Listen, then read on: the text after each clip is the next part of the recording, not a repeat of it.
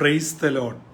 ജീവജലത്തിൻ്റെ പുതിയൊരു എപ്പിസോഡിലേക്ക് ലോകമെമ്പാടുമുള്ള ദൈവമക്കൾക്ക് വേഗം വരുന്നവനായ യേശുക്രിസ്തുവിൻ്റെ അതിപരിശുദ്ധ നാമത്തിൽ സ്നേഹ വന്ദനം. ഇന്ന് 2024 ഏപ്രിൽ മാസം 19 തീയതി വെള്ളിയാഴ്ച. സ്വർഗത്തിലെ ദൈവത്തിൻ്റെ അളവറ്റ കൃപയാൽ നാം ഏവരും ഒരു പുതുദിനത്തിലേക്ക് പ്രവേശിച്ചിരിക്കുന്നു. ഈ ദിനം നന്മയുടെയും അനുഗ്രഹത്തിൻ്റെയും സന്തോഷത്തിൻ്റെയും ദിനമായി തീരട്ടെ എന്നുള്ള പ്രാർത്ഥനയോടും ആത്മാർത്ഥമായ ആശംസയോടും ഇന്നത്തെ വാഗ്ദത്ത വചനത്തിലേക്ക് പ്രവേശിക്കാം. ഇന്ന് ജീവജലത്തിൽ കൂടി പ്രോമിസ് വേഴ്സായി നമുക്ക് ലഭിച്ചിരിക്കുന്നത് എസ്തേറിൻ്റെ പുസ്തകം 8-ാം അധ്യായം 16-ാം വാക്യം.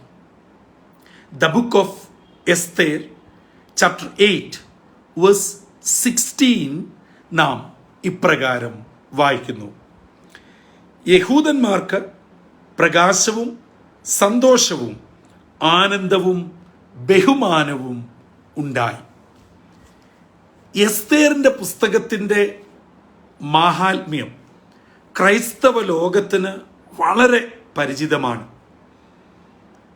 ഹാമാന്റെയും മൊർദെഖായിയുടെയും എസ്തേർ രാജ്ഞിയുടെയും ജീവിതത്തിൽ കൂടി കടന്നു പോയത് ഒരു ക്രിസ്തീയ വിശ്വാസിയെ സംബന്ധിച്ചിടത്തോളം വളരെ പ്രാധാന്യമർഹിക്കുന്നതാണ്.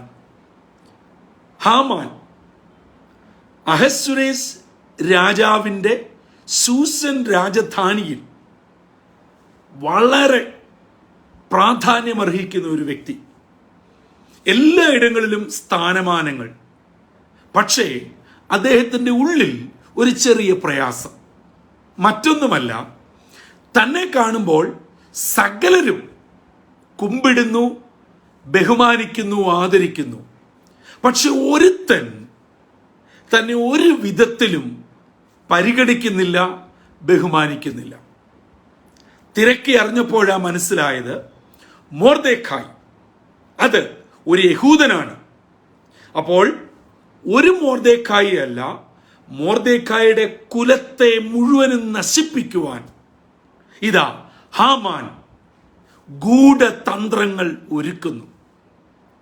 അങ്ങനെ ശൂഷൻ രാജധാനിയിൽ അഹസ്വേരോസ് രാജാവിൻ്റെ അധീനതയിലുള്ള ഇന്ത്യ മുതൽ കീസ് വരെയുള്ള 127 സംസ്ഥാനത്തിലേക്ക് തൻ്റെ പദ്ധതി പ്രകാരം യഹൂദന്മാരെയും അവരുടെ കുഞ്ഞുകുട്ടികളെയും നശിപ്പിക്കുവാൻ രാജമോതിരം സൂത്രത്തിൽ കൈക്കലാക്കി കത്തെഴുതി അഞ്ചൽക്കാർ വശം കൊടുത്തയക്കുന്നു. ഇത് കേട്ടുകൊണ്ട് ഒരു ദൈവ പൈതൽ, ഒരു വിശ്വാസി, ഒരു യഹൂദൻ, അതെ, നമ്മുടെ മാതൃകാ പുരുഷനായി നിൽക്കുന്ന മൊർദെഖായി തന്റെ വസ്ത്രം കീറി ചാക്കുശീല ധരിച്ച് ദൈവസന്നിധിയിൽ നെടുമ്പാട് വീണ് എസ്തേർ രാജ്ഞിക്ക് വേണ്ട നിർദ്ദേശം കൊടുക്കുന്നു. അതെ, എസ്തേർ രാജ്ഞി പറയുന്നുണ്ട്, രാജാവ് വിളിപ്പിച്ചിട്ടല്ലാതെ ഒരു വ്യക്തി പോലും രാജസന്നിധിയിൽ ചെല്ലുവാൻ അനുവാദമില്ല. അങ്ങനെ ചെന്നാൽ തലവെട്ടിക്കളയും. അല്ല എങ്കിൽ രാജാവ് പൊൻചെങ്കോൽ നീട്ടണം. വരുന്ന 30 ദിവസത്തേക്ക് എന്നെ രാജസന്നിധിയിൽ വിളിപ്പിച്ചിട്ടുമില്ല. എന്നാലും നിങ്ങൾ വരുന്ന 3 ദിവസം ഉപവസിക്ക്. നിയമപ്രകാരം അല്ലെങ്കിലും ഞാൻ രാജാവിൻ്റെ അടുക്കൽ ചെല്ലും. ഇടയിൽ നടന്ന സംഭവങ്ങളൊക്കെ നമുക്ക് പരിചിതമാണ്.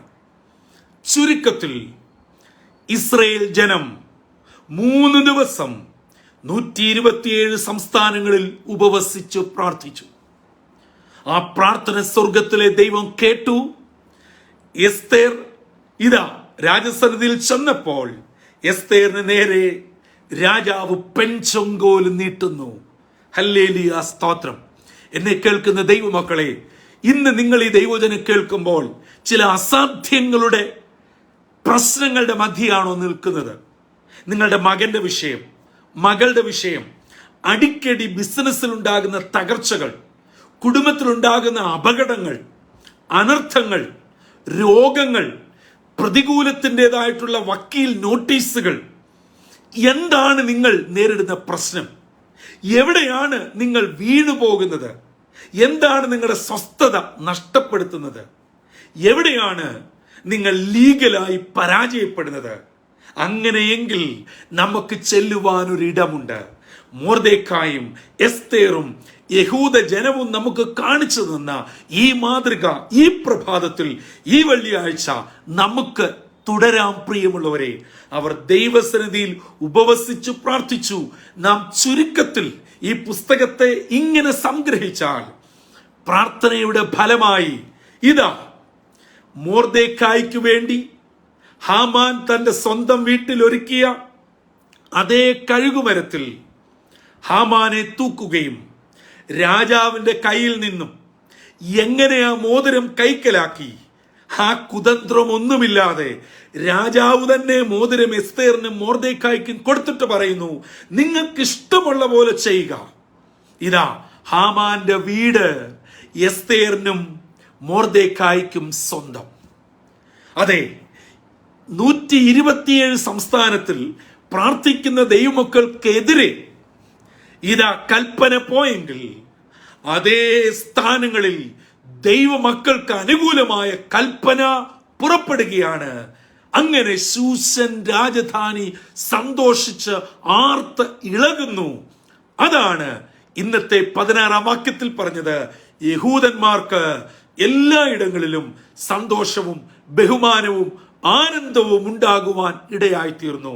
ഇന്ന് ഈ ദൈവജനം കേൾക്കുന്ന പ്രിയ മാതാവേ, താങ്കളുടെ വിഷമം, ഭാരം, സങ്കടം അത് മാറ്റി, നിങ്ങളുടെ രട്ട് മാറ്റി സന്തോഷം ഉടുപ്പിക്കുന്ന ഒരു ദൈവം ജീവിക്കുന്നു. നിങ്ങൾ പല വിധത്തിൽ മ്ലാനവതയാണ്, ഭാരപ്പെടുന്നു. ആരോടും എൻ്റെ സങ്കടം പറയാനില്ല, ആരും എൻ്റെ വിഷമം കേൾക്കാനില്ല, ആരും എന്നെ മനസ്സിലാക്കാനില്ല. എന്താണ് നിങ്ങളുടെ പ്രശ്നം? ആ പ്രശ്നത്തിന് പരിഹാരമായി ഇന്നത്തെ വാഗ്ദത്ത വചനത്തിൽ കൂടി വ്യക്തമായി ഹൃദ്യമായി ദൈവത്തിന്റെ പരിശുദ്ധാത്മാവ് താങ്കളോട് ഈ അതിരാവിലെ സംസാരിക്കുന്നു. നമുക്ക് വേണ്ടി ജീവിക്കുന്ന ഒരു ദൈവമുണ്ട്. നമ്മുടെ കണ്ണുനീർ, നമ്മുടെ പ്രാർത്ഥന, നമ്മുടെ ഉപവാസം ഒരിക്കലും നഷ്ടമല്ല. പ്രിയമുള്ളവരെ, ഇന്ന് ഞാനും നിങ്ങളും സങ്കടത്തോടെ വിഷമത്തോടെ നമുക്കെതിരെ വന്ന രേഖയെയും പ്രശ്നങ്ങളെയും നിയമങ്ങളെയും വിഷമതകളെയും നോക്കി വ്യാകുലപ്പെട്ട് നിരാശപ്പെട്ട് പിറുപിറുത്തിരിക്കാതെ ഉണർന്ന് പ്രാർത്ഥിക്കുക. ഇസ്രായേൽ ജനം അത് ചെയ്തപ്പോൾ ആ വിഷമിച്ച സങ്കടപ്പെട്ടതിന് പകരമായി ഇതാ ഈ 127 സംസ്ഥാനങ്ങളിൽ പുതിയ കൽപ്പന ചെല്ലുന്നു. യഹൂദന് സന്തോഷവും ആനന്ദവും ബഹുമാനവും ഉണ്ടായെങ്കിൽ നിന്ദിക്കപ്പെട്ടവരുടെ മുമ്പാകെ നിങ്ങളെ വന്ദിപ്പിക്കുന്ന ഒരു ദൈവം ജീവിക്കുന്നു. നിങ്ങൾ പരാജയപ്പെട്ടത് എവിടെയാണ്? നിന്ദിക്കപ്പെട്ടത് എവിടെയാണ്? പരിഹസിക്കപ്പെട്ടത് എവിടെയാണ്? അവിടെ നിങ്ങളെ ബഹുമാനിക്കുന്ന, ഉയർത്തുന്ന, സന്തോഷം നൽകുന്ന ഈ ദൈവം ഇന്ന് പകൽ നിങ്ങളോട് കൂടെയുണ്ട്. ഈ വചനം കേൾക്കുന്ന ഓരോരുത്തരും ഈ വചനം ആവർത്തിച്ചു വായിക്കുക. എന്നിട്ട് ആ വചനത്തെ കൈവച്ച് പ്രാർത്ഥിക്കുക, പറയുക, ഇതെന്റെ ജീവിതത്തിൽ ഇന്ന് തന്നെ സംഭവിക്കും. യേശുവിന്റെ നാമത്തിൽ ഇതെന്റെ ജീവിതത്തിൽ നടക്കും. അങ്ങനെ വിശ്വാസത്തോടെ ഏറ്റെടുത്ത് ഇന്നത്തെ ദിനം നമുക്ക് ആരംഭിക്കാം.